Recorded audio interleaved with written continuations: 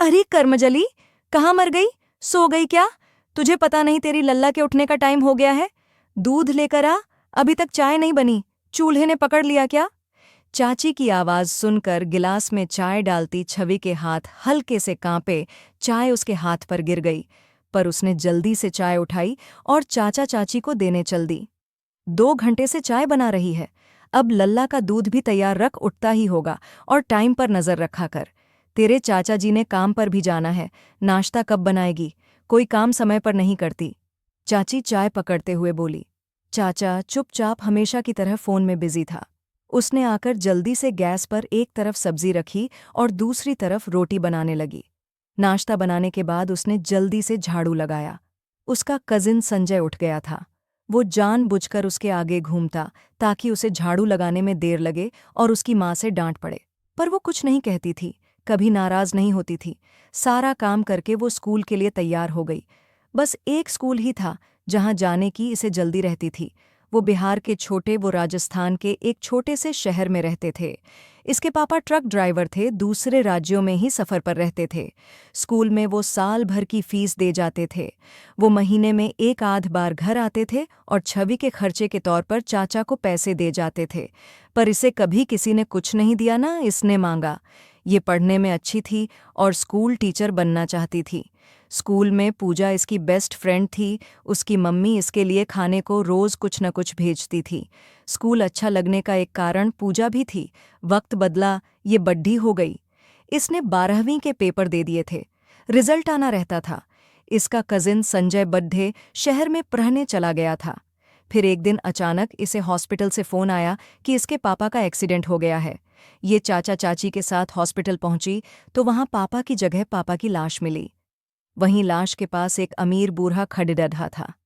वो पापा के पास आकर रोने लगी, जबकि चाचा चाची उस बूढ़े के साथ बातें करने लगे। फिर चाचा उसके पास आए और बोले, बेटा, वो तुझे बुला रहे हैं। उनकी कार को बचाते हुए भैया का एक्सीडेंट हुआ है। वो चाचा के साथ उनके पास गई तो वो बोले, मुझे माफ़ कर दो, मेरी वजह से आज तुमने अपने पापा को खो दिया। तुम्हें क्या चाहिए बोलो, मैं कुछ भी दे सकता हूँ। जी मुझे कुछ नहीं चाहिए, कहकर वो अपने चाचा के पास आ गई। उसे पता नहीं था कि उसके कार में बैठने के बाद उसकी चाची ने उनसे पैसा ले लिया था। फिर उसके पापा के मरने के 2 महीने बाद उसके चाचा चाची उसे नौकरी लगवाने का कहकर शहर ले आए और वहां एक होटल में उसे एक बूढ़े आदमी को सौंपते हुए बोले, लीजिए, अब ये आपकी है, आप जो भी कहेंगे ये करेगी। फिर छवि से बोले, बेटा, तुम्हें इनके घर नौकरी करनी है। अब से यही तुम्हारे सब कुछ हैं, जैसा कहें वैसा करना। चाची ने उनसे चेक लेकर अपने पर्स में रख लिया। चाचा, आप ऐसा क्यों कर रहे हो? मुझे इनके साथ नहीं जाना। मैं सारा काम करूंगी चाची, मैं आपका हर कहना मानूंगी, मुझे अपने साथ ले चलो।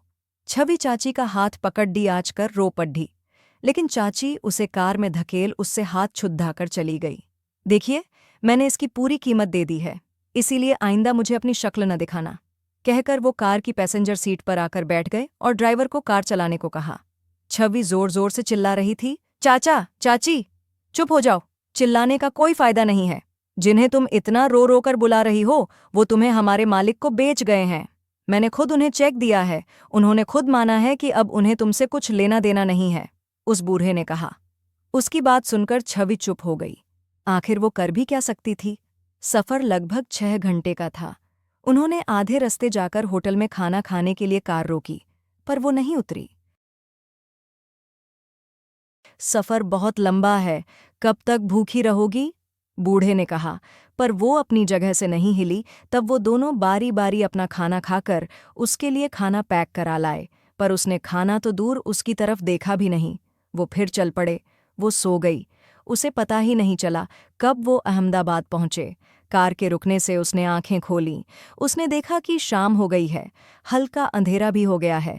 उसने देखा कि एक बहुत बड़े घर के बाहर कार रुकी थी। घर क्या महल था! इसने ऐसे महल किताबों में देखे थे। वो सोचने लगी, मुझे इतना बड़ा महल साफ करना पड़ेगा। चलो जो मेरी किस्मत। वो कार से उतरी, सर पर पल्लू किया और उस बूढ़े के साथ चल दी। बड़ा सा शानदार दरवाज़ा खुला तो एक औरत आरती का थाल लिए आई और इसकी आरती उतारी, पर उसने मुंह चढ़ा रखा था, मानो इससे चिढ़ती हो। औरत के पीछे वहीं हॉस्पिटल में मिला बूढ़ा खड़ा था। वो बोला, बेटे इसके पैर छुओ, ये तुम्हारी जेठानी है और ये जेठ है और मेरे भी, मैं तुम्हारा ससुर हूँ। वो पागलों की तरह उनकी तरफ देखने लगी। ससुर, जेठ, जेठानी, लेकिन उसने फिर भी उनके पैर छुए। फिर वो उसे अंदर ले गए। अंदर से घर और भी सुंदर था। शिवानी जाओ इसके कपड़े बदलवा दो, उसके ससुर ने उसकी जेठानी को कहा। वो उसे लेकर ऊपर एक कमरे में आई और वहां अलमारी से एक लाल साड़ी पहनने को दी। इसे पहनकर नीचे आ जाना, वहां मेकअप का सामान है, लगा लेना। फिर मेकअप के सामान में से काजल उठाकर बोली, ये काजल है, लिपस्टिक न समझ लेना। छवि ने हल्के से सर हिला दिया। छवि ने अपने पुराने बेरंग से कपड़े उतारकर लाल साड़ी पहन ली। उसने हल्का सा मेकअप भी किया। वो खुद को शीशे में देखा तो खुद को पहचान न सकी। शीशे में ही उसने अपने साथ ब्लैक वाइट ग्रे रंग के कमरे को देखा तो उसे अपने चाचा के घर में लगे एक पोस्टर की याद आ गई, जिसमें एक लड़की लाल जोड़े में खड़ी है और बाकी का सब ब्लैक एंड वाइट है। वो खुद को उसी पोस्टर की लड़की जैसी लगी। वो बैठी सोच रही थी कि किसी ने दरवाज़ा खटखटाया और आवाज़ आई, छोटी मैडम, सब आपका इंतज़ार कर रहे हैं, चलिए। वो उठकर उसके साथ चल दी। घर बहुत बड़ा था, अगर कोई पूरा घर देखने लगे तो सारा दिन लग जाए। वो डरी सहमी सी नौकरानी के पीछे चल रही थी। उसे पता चल रहा था कि वो लिफ्ट से नीचे जा रही है। कितनी फ्लोर है ये उसे पता ही नहीं था। उस बेचारी ने तो लिफ्ट ही आज पहली बार देखी थी। वो और घबरा गई। जैसे तैसे वो लोग ड्राइंग रूम में आए। वहां बहुत से लोग बैठे थे। इसने देखने के लिए सिर नहीं उठाया, सिर्फ आवाज़ सुनकर ही अंदाज़ा लगाया कि 10 के करीब लोग होंगे। उसे सोफे पर बिठा दिया गया। तभी उसके ससुर बोले, बेटी, आज से तुम हमारे परिवार का हिस्सा हो गई हो। आज तुम्हें तुम्हारे परिवार से मिलाते हैं। फिर एक हैंडसम सा लड़का आया। छवि ने बैठते वक्त उसे देखा था। ये गोरा चिट्ठा और बहुत ही हैंडसम था। छवि को लगा ये उसका पति होगा, लेकिन उस लड़के ने माइक उठाया और सबके बारे में इसे बताने लगा। तो मैं हूं इस घर का सबसे छोटा बेटा हर्ष। वैसे मेरा पूरा नाम हर्षवर्धन है, पर सब मुझे प्यार से हर्ष कहते हैं। आज मैं आज के प्रोग्राम को होस्ट करूंगा। अब हम शुरू करते हैं आज का मुंह दिखाई का प्रोग्राम। आज की खास गेस्ट हमारी नई भाभी, जो अपनी सीट पर बैठ गई हैं। सबसे पहले आए हमारे पूज्य पिताजी। आइए पापा। फिर हर्ष ने पापा को बुलाया। वो एक कमेंटेटर की तरह ही बोल रहा था। उसने पानी पिया, फिर बोलने लग गया। अब छवि को पता लगा कि ये उसका देवर है। उसे अपनी सोच पर घिन आई। वो अपने देवर को अपना पति कैसे समझ सकती है। तभी हर्ष की आवाज़ आई, ब्रेक के लिए क्षमा कीजिएगा, मैं पानी पीने गया था। हाँ, तो पापा ने भाभी को शगुन दिया। पता नहीं कितना दिया, लेकिन लगता है अच्छा खासा दिया होगा, क्योंकि पैकेट काफ़ी भारी दिख रहा है। साथ में ये पुश्तैनी कंगन भी दिए हैं। पता नहीं, सारे दे दिए कि मेरी पत्नी के लिए भी कोई बचा कर रखे हैं। सभी हंस पड़े। छवि को भी अब थोड़ा सा सहज लगने लगा था। अब आए हमारे चाचा चाची जी। इन्होंने भी पापा की तरह तकद्दा शगुन दिया। हमारी भाभी ने उनके भी चरण छुए और आशीर्वाद लिया। हर्ष सबको आंखों देखा हाल सुना रहा था। छवि सिर को झुकाए बैठी थी। उसने किसी के भी चेहरे नहीं देखे थे। अब आई हमारी बुआ जी।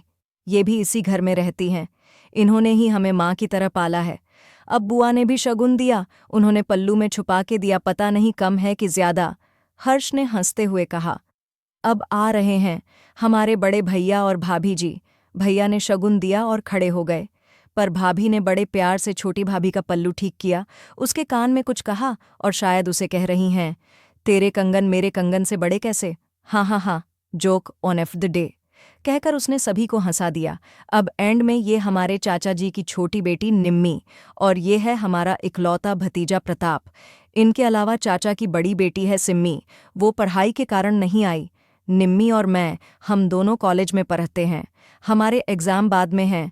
हमारे प्रताप जी अभी 5वीं में पढ़ते हैं। सब हो गए भाई, कोई मुझे पानी दो। वो सांस फूलने का बहाना बनाकर सोफे पर लेट गया। पानी पीने के बाद वो फिर खड़ा हो गया। सबके लिए चाय पानी आ गया था। हाँ जी, ब्रेक के बाद फिर हाजिर है आपका होस्ट हर्ष। अब बारी है भाभी के शगुन देने की। ये बुआ भाभी जी के पास आ गई है। सबसे पहले हमारे पापा के वफादार इस घर के हाउसकीपर सोम दादा। ये वही बूढ़ा आदमी था जो इसे वहां से लेकर आया है। अब ये दादा ने इन्हें प्रणाम किया और ये भाभी जी ने बुआ के कहने पर उन्हें पैकेट दिया। अब बारी आई सोम दादा की दादी इमली माता की। लो मेरे बोलते बोलते वो शगुन लेकर निकल भी गए। ऐसे ही उसने सारे नौकरों के नाम बोले। सारे अपने अपने पैसे लेकर दुआएं देकर चले गए। इस बीच छवि सोच रही थी कि उसकी शादी हुई किससे है। कोई उसकी बात भी नहीं कर रहा। जाने वो कैसा होगा। फिर बुआ के कहने पर छवि ने निम्मी और प्रताप को एक एक पैकेट दिए। फिर हर्ष बोला, बुआ, ये गलत बात है, आपने मुझे कुछ नहीं दिलवाया। मेरा शगुन कहाँ है? तू देवर है, अपनी भाभी से मांग ले। बुआ बोली। तो वो जाकर छवि के बराबर बैठ गया और बोला, भाभी मेरा शगुन दीजिए। छवि ने निकाल के जल्दी से दे दिया। उसने देखा तो वो बोला, भाभी ये क्या, ये तो बहुत कम है, मुझे नहीं पता, मुझे और चाहिए। तभी किसी के खांसने की आवाज़ आई। सबकी हंसी से गूंजता कमरा एकदम से शांत हो गया, जैसे सबको सांप सूंघ गया हो। छवि की समझ में कुछ नहीं आ रहा था। वो डर के मारे गर्दन भी उठा नहीं पा रही थी। आ गए तुम, तुम्हारी दुल्हन आ गई है, हमने सारी रस्में कर दी है, अब सारा हो गया है, पापा बोले। ठीक है, एक कर्कश आवाज में कहकर वो आगे निकल गया। इसने मुंह पर मास्क और आंखों पर काला चश्मा लगाया हुआ था। उसने हाथों में दस्ताने पहन रखे थे। कद में 6 फुट के करीब था। वो चुपचाप ऊपर चला गया। सबने ऐसे सांस ली मानो सबकी सांसें उसके कदमों तले दबी हों। फिर 2 नौकरानियां छवि को उसके कमरे में ले गईं। उसने इस बार ध्यान रखा, लिफ्ट से आते वक्त 2 नंबर दबाना है। फिर उतरकर दाईं तरफ दूसरा कमरा उसका था। दरवाज़ा खुला था। वो उसे बेड पर बिठाकर दरवाज़ा बंद करके चली गईं। वो बेड पर बैठी इंतजार करती रही। वो सोच रही थी कि ये कैसा होगा जिसके आने से सारे घर वाले शांत हो गए। मतलब सारे घर पर उसके पति का रौब चलता है। कुछ देर बाद बाथरूम का दरवाज़ा खुला और वो सीधा बेड पर उसके पास आकर बैठ गया। छवि अब भी चेहरा नीचे करके बैठी हुई थी। उसने उसके सामने कागज़ रखे और बोला, इस पर साइन कर दो। छवि ने कागज़ पर बड़े अक्षरों में मैरिज सर्टिफिकेट लिखा पढ़ लिया था। संग्राम ने पहले ही साइन किए हुए थे। उसने भी चुपचाप साइन कर दिए। उसने छवि की ठोड़ी पकड़कर उसका मुंह ऊपर उठाया और बोला, लो, अब ये शादी कानूनन हो गई। ध्यान से देख लो, ये पति है तुम्हारा। छवि ने डरते डरते आंखें उठाकर उसे देखा। उसकी चीख निकल गई और वो बेहोश हो गई। वो वहीं बैठा डरावनी हंसी में जोर जोर से हंसा, फिर बाहर आ गया। उसने आवाज़ दी। 2 नौकरानियां जो उसे छोड़ गई थीं वो वहां आई। वो बोला, बुआ को बुलाकर लाओ। उसने अपना मुंह मास्क से ढक लिया था। क्या हुआ संग्राम? बुआ ने आते ही पूछा। बुआ, ये बेहोश हो गई है, रवि को फ़ोन कर दो, वो बोला। बुआ ने रवि, जो इनका फैमिली डॉक्टर था, को फ़ोन मिलाया। डॉक्टर चेक करने के बाद पूछा, इन्होंने सुबह से कुछ नहीं खाया क्या? संग्राम ने पापा की तरफ देखा। उन्होंने सोम दादा की तरफ देखा। वो बोले, जी गलती हो गई, इन्होंने कुछ नहीं खाया। हमने खाना लेकर भी दिया पर इन्होंने वो छुआ तक नहीं।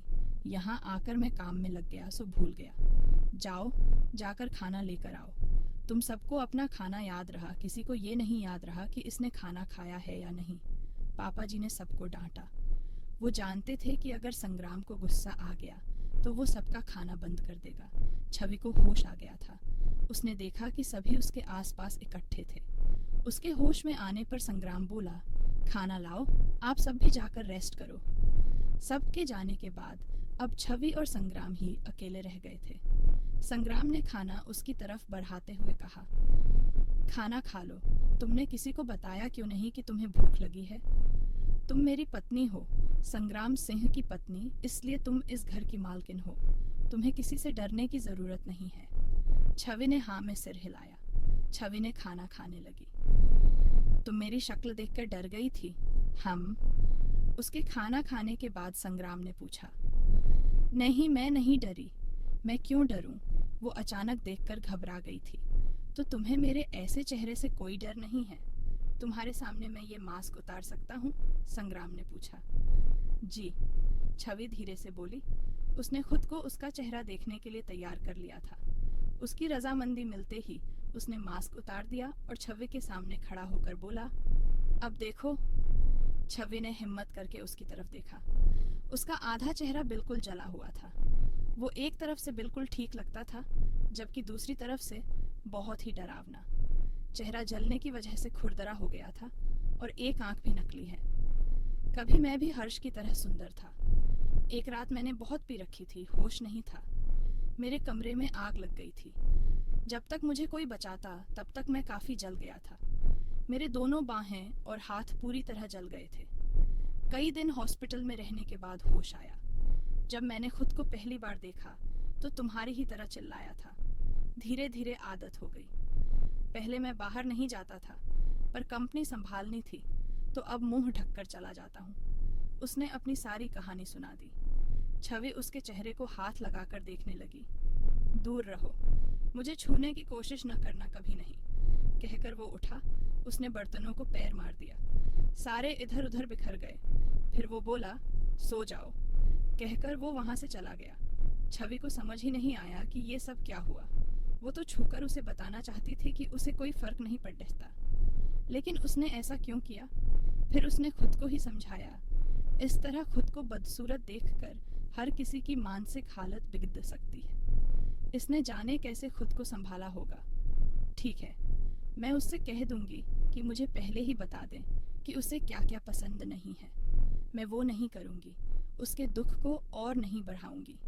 अगले दिन वो सुबह उठकर नहाकर तैयार हो गई थी। उसने अपने कल वाला सूट ही पहन लिया था, पर वो नौकरानियां उसके लिए कपड़े ले आई और कमरे की अलमारी कपड़ों से भर दी। बीबी जी, हम आपकी सेवा में ही रहेंगे, कुछ भी चाहिए हमें बताइएगा। अच्छा, तुम्हारा नाम क्या है? छवि ने पूछा। जी, मैं चंबा और ये कला। अच्छा, तुम्हें पता है क्या कि इनका पसंदीदा रंग कौन सा है? नहीं बीबी जी, बड्ढे सौंप के बारे में हमें कुछ नहीं पता।